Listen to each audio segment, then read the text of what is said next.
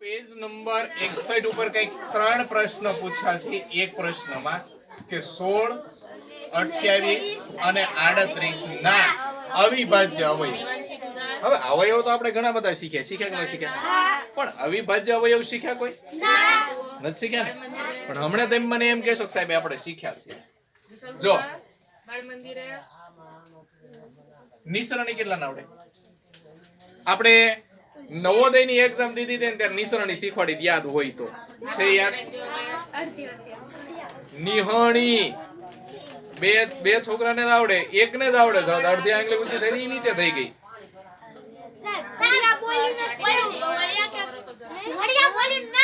જો શીખવાડો અહીંયા રાખો.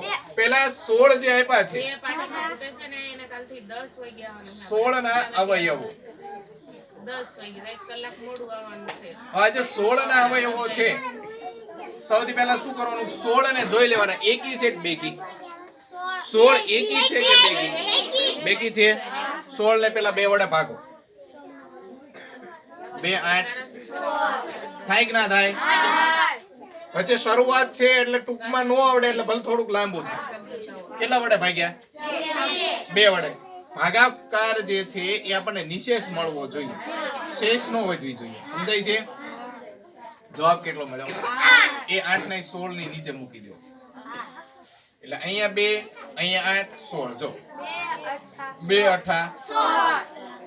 8 ને પાછા 2 વડે ભાગો. 2 4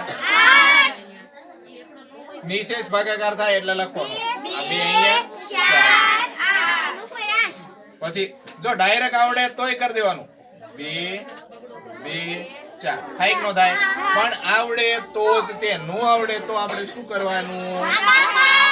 2 2 કેટલા મળ્યા? 2. હજી આ 2 ને ભાગવાના. જ્યાં સુધી 1 નો મળે ને ત્યાં સુધી આપણે ભાગ જ કરવાનો. એટલે ભાગાકાર કર જ કરવાનો.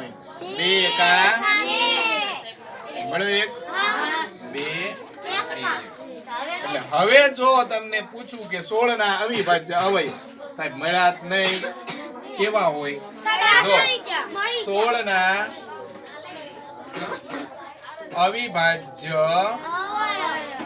અવિભાજ્ય અવયવ એટલે કે જે અવયવ તમે મેળવો ને એનો ભાગાકાર ન થવો પડે. તમે 16 ના અવયવ મેળવતા શીખેલા. 16 એકા 16, 2 8 16, 3 ના ઘડિયામ નો આવે ચોકે ચોકે 16. આવા અવયવ મેળવેલા. પછી આમાં તમે અવયવ કયા કયા લખશો? 2 1 2 4 8 16 આટલા મળે. હવે આને કહેવાય અવયવ. શું કહેવાય? પણ આપણને તો કેવા અવયવ કીધા છે?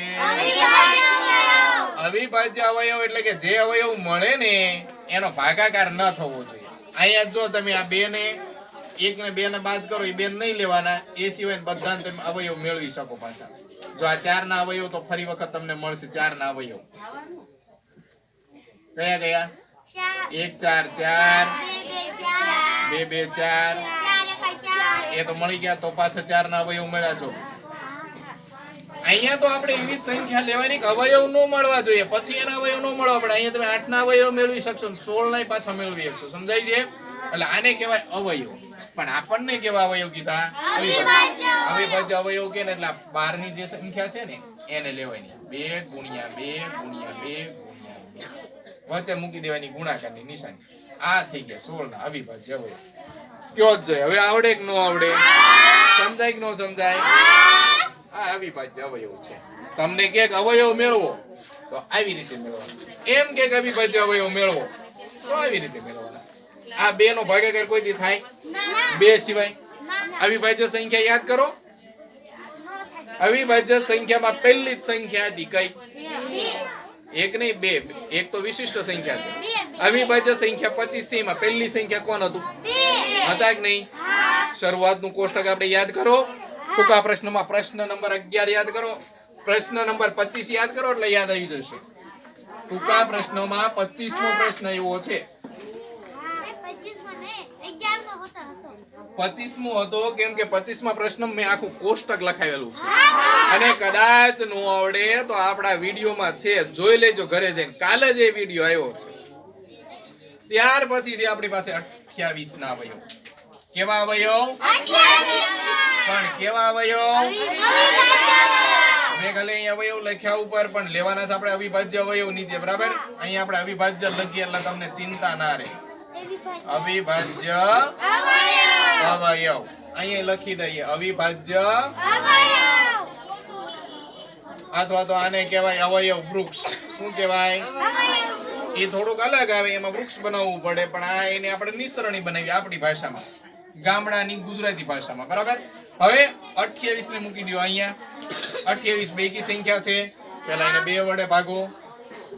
2 કા 2 4 મળો નિશેષ ભાગાકાર 2 14 28. હવે અહીંયા 14 મળ્યો, એનો ભાગ કરો. 2 સત્તા 2 મળ્યા 7. હવે 7 છે ની અવિભાજ્ય સંખ્યા છે, એનો ભાગાકાર ન થાય એટલે 7 × 7. તોય ના સમજાય તો શું કરવાનું? 2 વડે ભાગો જ જોઈએ. 2 3 1 વધ્યો, નો ચાલે. ચાલે? 3 ભાગ પાડો, કેમ કે એકી સંખ્યા એટલે 3 ટ્રાય કરી દઈએ. 3 2 ને 1 વધ્યો, હાલે? નો ચાલે.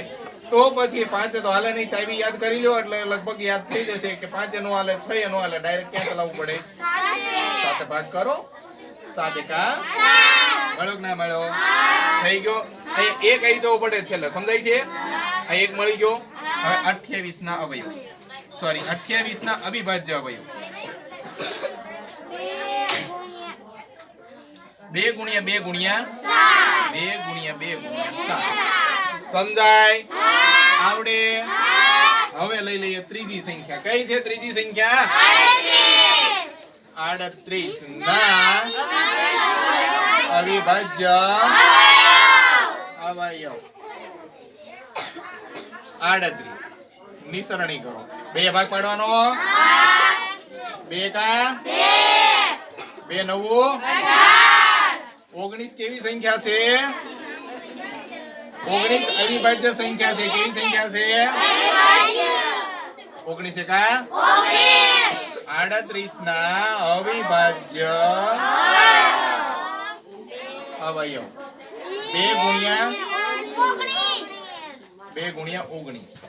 હવે જો 2 ગુણ્યા 19 કે કોઈ પણ સંખ્યા હોય, અવિભાજ્ય સંખ્યા તમને યાદ હોય તો જ અવયવ આવડશે, નહીં તમને નહીં આવડે. સમજાય છે? અવિભાજ્ય અવયવ ક્યારે આવડશે? પેલું આપણે કોષ્ટક શીખ્યા હતા ને કે 1 થી 10 સુધીની અવિભાજ્ય સંખ્યા કઈ કઈ? 1 થી 10. તો કે ભાઈ 2 3 5 7. 11 થી 20 કઈ? 11 13 17 19. જો આ યાદ હશે ને તો આવું ટૂંકમાં, નહીતર પછી તમે ભાગાકાર કરશો, પછી ભાગાકારમાં ભાગ નહીં હાલે એટલે આગળ ભાગ હાલશો તો એ માથાકૂટ કરવી પડે. આ તો તમને સંખ્યા યાદ હોય તો દાખલો ઝડપથી આવડી જાય અને ટૂંકમાં પતી જાય. સમજાય છે? પણ એ ક્યારે પતે?